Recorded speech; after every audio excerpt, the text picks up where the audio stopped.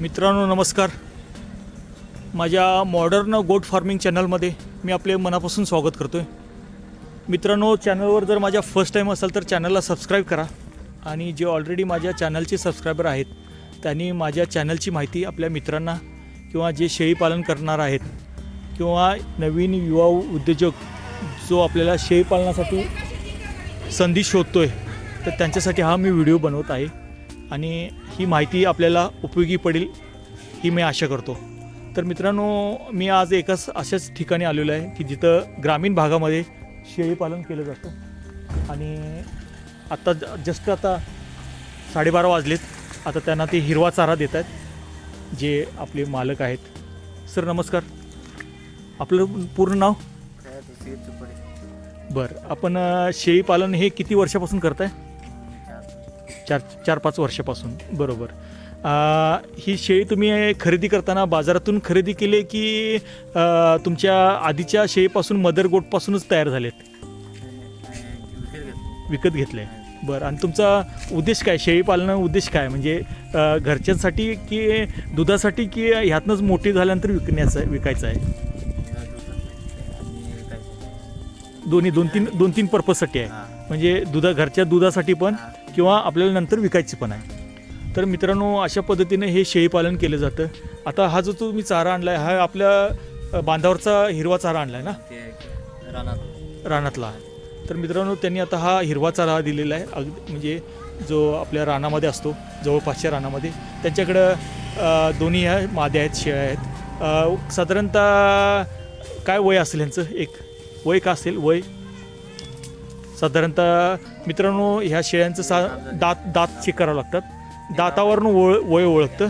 ते आपण हे करू. आता सध्या चरतायत. ही गाभ आहे का? बरं बरं. आणि दिलेली आहे? बरं बरं.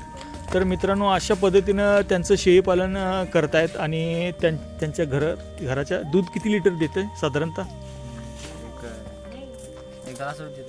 1 ग्लासभर. सकाळी 1 ग्लास, संध्याकाळी 1 ग्लास.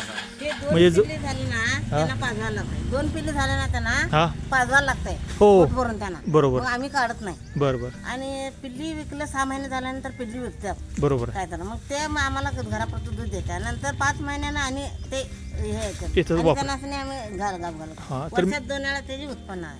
बरं. तर मावशींच्या सांगण्याप्रमाणे मित्रांनो, हे दुधाचं जे सायकल आहे तर त्यांचं म्हणणं आहे की त्यांची करडं जी येतात जन्म झाल्यानंतर त्यांना पाजण्यासाठी ते दूध वापरतात आणि त्यांची वाढ झाल्यानंतर मग ते घरचे जे दूध वापरतात असं त्यांना म्हणायचं आहे. मावशी, तुम्हाला भरपूर अनुभव आहे ना शेळीपालनामध्ये? बरं बरं. किती वर्षापासून करताय? बरं बरं.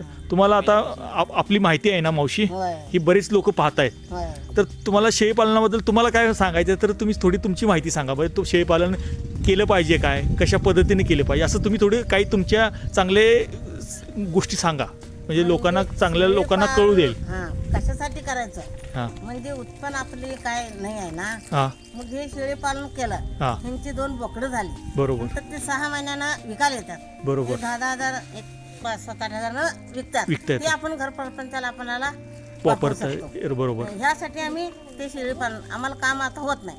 तर वैरण आणायचं कुठं, ते पालन पोषण करायचं, त्यांना व्याल झाल्यावर त्यांचं 6 महिने उत्पादन करायचं काय तर त्यांचं. बरं. तर मित्रांनो, मावशींचं म्हणणं काय आहे की शेळीपालन आपल्याला का करायचं आहे तर आपल्याला अडीअडचणीला हे उपयोग होते आणि पटकन पैसे मिळतात. शेळी विकली की पटकन आपल्याला पैसे येतात आणि आपल्या अडचणी दूर होतात. त्यासाठी आपल्याला शेळीपालन करायचं आहे. तर मावशी, आता शेळीपालन ज्यांच्याकडे जमीन नाही आहे तर त्यांनी काय करायला पाहिजे त्या गोष्टी सांगा. म्हणजे ज्यांच्याकडे जमीन नाही पण शेळीपालन करायचं आहे, मग ते करायचं असलं तर कुठलं तर असं बांधून सांगून आणा दादा चरायला सोडलं पाहिजे किंवा आपलं आमचं तर रान कुठं आहे. बरं. आम्ही कुणाच्या तर रानात आणतो. बरं बरं. बाबा जरा शिरेला आम्ही वैरण नेतो. तुमचं बांधून तुमचं काय पीक पाणी आम्ही काय घेत नाही. काय तर बांधावरचं हे करून आणून आम्ही पालन करतो. बरं. मग असं काही आता हे बांधावरनं वगैरे हे आणता हे त्याला काही कॉस्ट पडत नाही. पण तुम्ही जर बाहेर असं विकत आणताय ना? विकत पण आणतो. गावात असते ना बुड्याला असं 50 रुपयाला एवढी पेंडी देतात. बरोबर आहे. ते आम्हाला कुठं आता कामालाच गेलो, आम्हाला वैरण आणत जमलं नाही तरी आम्ही 50-100 रुपये विकत घेऊन घालतो. बरं, आता मावशी तुम्ही हिरवा चारा सांगितला, वाळला चारा काय घालता? वाळा चारा काय भूस असेल तर शेंगाचं, तुरभूस, भुईमुगचं बुसकुट, पेंड आणता, गोळी पेंड, गोळी पेंड आणतो, शेंग पेंड आणतो. बरोबर, थोडं घेतलं म्हणजे दुधाला वाढतात.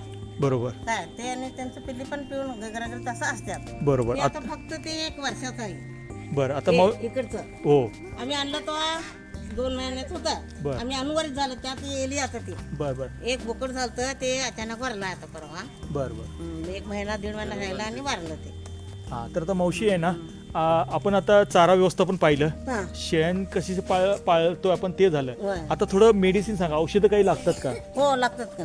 काय औषधं देता तुम्ही? होय, का तर असं कुत्रं म्हणा, मांजर म्हणा, का तर हे केलं ना ते डॉक्टर पासून येतो आम्ही. जनावर डॉक्टर आहेत, बर, तिने इंजेक्शन करतात. बर, त्याला गोळ्या देतात, ते आपण घालतो.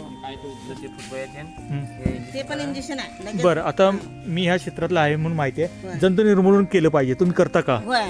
लसीकरण देता, देतो की आम्ही, सगळ्या गोष्टी करता? सगळं करतो. हा, तर महत्वाचं कसं आहे, शेळी पालनामध्ये सगळ्यातला महत्वाचा पॉईंट म्हणजे जंतू निर्मूलन केलं पाहिजे. एक्सपर्ट आहेत, माहिती आहेत, म्हणून मी विचारतोय त्यांना. कारण कसं आहे, जी आपल्यासारखी जी युवा पिढी आहे त्यांना माहिती होण्यासाठी म्हणून आपण हे चॅनल बनवतो. म्हणजे हा,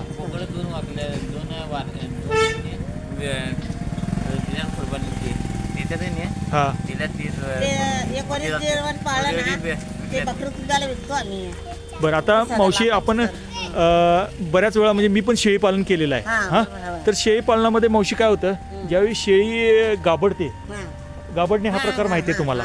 तर मला नवीन शेळी पालकांना सांगायचं की शेळ्या गाबडतात का आहे, मला त्याचं जरा सांगा. कारण त्यांचं वय झालं ना, त्यांनी असं हे करतात, मग त्यांना आपण ह्याच्याकडे नेऊन इंजेक्शन पण निघाल्यात आता. बरोबर, नाही पण मला सांगा, निसर्गाचं, मी पण आता शेळी पालक आहे, तर माझी एक शेळी होती, हा प्रॅक्टिकल आहे, ती शेळी कंटिन्युअस गाबडायची. म्हणजे कसं होतं, ऍक्च्युली 5 महिन्याचा आपला हे असतो, तर 3ऱ्या महिन्यात किंवा 1 महिन्याच्या आतच पिल्ले बाहेर हे करायचे. मग ते तसं ते कारण का, कशामुळे व्हायचं? ते असं मुलं बाळ पोटावर जरी जोरानं तुम्ही मारला तरी पिल्लू त्यांचा आत, हे कारण आहे, असू शकतं. हा, ते पोटावर ते त्यांना मारायचं नाही. हा, म्हणजे तुम्हाला म्हणायचं आहे की मित्रांनो की पण फार बांधायचं नाही. बरोबर, दुसरं कारण उन्हात बांधायचं नाही. उन्हानं आत उपडतंय ना, त्यांना गरमी होती, तर ते एन्व्हायरमेंट उपयोगाचं असं पण येते ते. आता हे कारण आहे. किती 2 तास सकाळी बांधायचं, पाणी पाजायचं, व्यवस्थित वरी टाकायचं, आत बांधून बांधायचं. पाणी पासून मी आत बांधतो. बरोबर, तर 4 वाजता आणि बाहेर आणतो. हा, तर मित्रांनो, आपल्याला नवीन शेळी पालकांना पडणारा प्रश्न म्हणजे हाच आहे की शेळ्या गाबड्याची कारण हे मावशीने सांगितले की उन्हात बांधायचं नाही. दुसरं कारण सांगितलं की बोकडाजवळ किंवा मारणाऱ्या शेळ्यांच्या बरोबर ती शेळी ठेवायची नाही. त्यांना पोटावर जर ढिसण्या मारलं तर ते आत पिल्लासनी बाहेर टाकली जातात. हा, तर आता मावशी अनेक विचारायचं होतं की शेळ्या चारा खातात ना, तर चारा खाण्यावरनं पण शेळ्या गाबडतात का, असं मला प्रश्न विचारायचा आहे तुम्हाला? नाही, तसं काही नाही ना. म्हणजे असं बऱ्याच जणांना मी विचारलंय की काहीच असे ठराविक कुठली वनस्पती आली ती खाल्ल्यामुळे पण शेळ्या गाबडतात, असं काय आहे, असू शकतं का तुमच्या अनुभवानुसार, असं मला विचारायचं. तसं काय गाबडू शकत नाही. मारलं तर त्यांना काय तर धक्का बसला, कुत्रा असं दबकीन पडलं, ते पोटाला पेट बसून ते तसं होतात बघा. बरोबर, बाकीच काय हे वैरण काढी हर नमुना खातात, त्याने काय वैरण काढी आता हिंडाला सोडतो आम्ही किती वेळ, काय वाटेल ते खातातच घेऊया का नाही. बरोबर, आता हा पण प्रश्न मावशीने उत्तर दिले चांगल्या प्रकारे. आता अनेक प्रश्न विचारायचा आहे की व्यवस्थापन, विक्री कशा पद्धतीने केली पाहिजे शेळ्यांची विक्री? आता आपण हे न्यायला विक्री नेलं तर तिने हे वयाप्रमाण किलोप्रमाण असं मटणाचं किलोप्रमाण तिने वजन करतात. आता 200 किलोचं मटण आहे ते तुमचं, ते 10 किलो भरलं ना त्याचं किंमत असं सांगतात तिने. बरोबर, काय 10 किलो असलं तर 20,000 असं काय तर लमसम अमाऊंट सांगतात, काहीतरी काय तर सांगतात. असं मग ते ना आम्ही पाठवून द्यायचं असलं तर आम्हाला जमलं तर आपण पण देतो. हा, तर मावशींचं म्हणणं आहे की विक्री व्यवस्थापन हे मावशींचं जागेवरच होतं, फक्त तडजोड होते लमसन मध्ये. बाबा आपल्याला मार्केट रेटनुसार कमी जास्त करून आपण आपली अडचण असेल तर आपण देतो. आम्हाला पटलं तर किती महिन्यात 6 महिन्यात आहे तर आम्हाला आपण एक 10,000 12,000 यायला पाहिजे, एवढं आमचं म्हणणं. आता दुसऱ्यांदा 2 किलो देणार. बरं, हो, ते 2 देते आता. बरं हे बरं पहिल्यांदा होतं एकच दिलं. तिला आता विकून आलंय तिला एक विकलंय तिला हो. एवढं. बरं आता मावशी अनेक प्रश्न विचारतो हं. की तुमचं दिवसाचं हे व्यवस्थापन म्हणजे सकाळी 7 वाजल्यापासून रात्रीपर्यंत थोडं कसं नियोजन आहे थोडं सांगा. म्हणजे सकाळी 7ला म्हणा आम्ही बांधतो ना, हं. 7ला बाहेर काढतो, हं. त्यांना वैरण टाकतो, हं. नंतर आतलं 5-6 लोटून करून टाकून मग ह्यांना 10, 9, 10, 11 वाजता पाणी पाजतो. बरोबर. ऊन लागतंय त्यांना, बरोबर ताण लागते, वैरण खाऊन ताण लागते, पाणी तिने पिलं. पाणी पाजतो आणि एकदा वैरण टाकतो आणि जरा उन्हाचा नाही कडक झाला म्हणजे आत बांधतो नेऊन. बरं आता मला म्हणायचं आहे काय म्हणजे रवत करायला थोडा वेळ दिला पाहिजे. हो, वेळ दिला पाहिजे की सारखं सगळं वैरण पण घालून टाकायचं टाकवायचं नाही, थोडा असं वेळ दिला बसलं ना, पाहिजे. ते उलट त्यांचं रवत करायला चांगल्या प्रकारे शरीराला लागतं आणि वजन वाढ होते. एकदा टाकलं नाही भरपूर त्यांना परत टाकायचं नाही जास्त, हा. 2-3 तासांनी टाकायचं वैरण. ठीक आहे मावशींनी चांगल्या प्रकारे आपल्याला सांगितलेलं आहे आणि नवीन शेळीपालक करतात तर त्यांनी ह्या गोष्टी लक्षात ठेवायला पाहिजेत. हां, शेवटी कसं आहे हा व्यवसाय हा समजून घेऊन करण्याचा व्यवसाय करण्याचा आहे, व्यवसाय केला तर- प्रॅक्टिकल व्यवसाय हा बरोबर. आणि माहिती घेऊनच उतरलं पाहिजे त्यांचं असं. भूक ताण कोण ओळखणार, आम्हीच ओळखलो ना. मग- त्यांनी काय मागणार आहेत काय आम्हाला, होय, ताण मुक- लागले पाणी पाजा. मुख्य जनावर हा, असतात ते त्यांना वेळेवर आपणच वेळच्या गोळी दिल्या पाहिजेत. 12 वाजायला शेवट आपण कामाला जर गेलो 12 वाजता आल्याला पहिले पाणी पाजायचं, मग वैरण टाकायचं, आत पाणी ठेवायचं. बरोबर आहे. तर मित्रांनो हा माझा छोटासा व्हिडिओ आहे. मावशींनी चांगल्या प्रकारे माहिती दिलेली आहे. मावशी तुमचं ही चिरंजीव हे पण आतू हां तर मावशींचे नातू आहेत त्यांनी थोडी आपल्याला माहिती दिलेली आहे.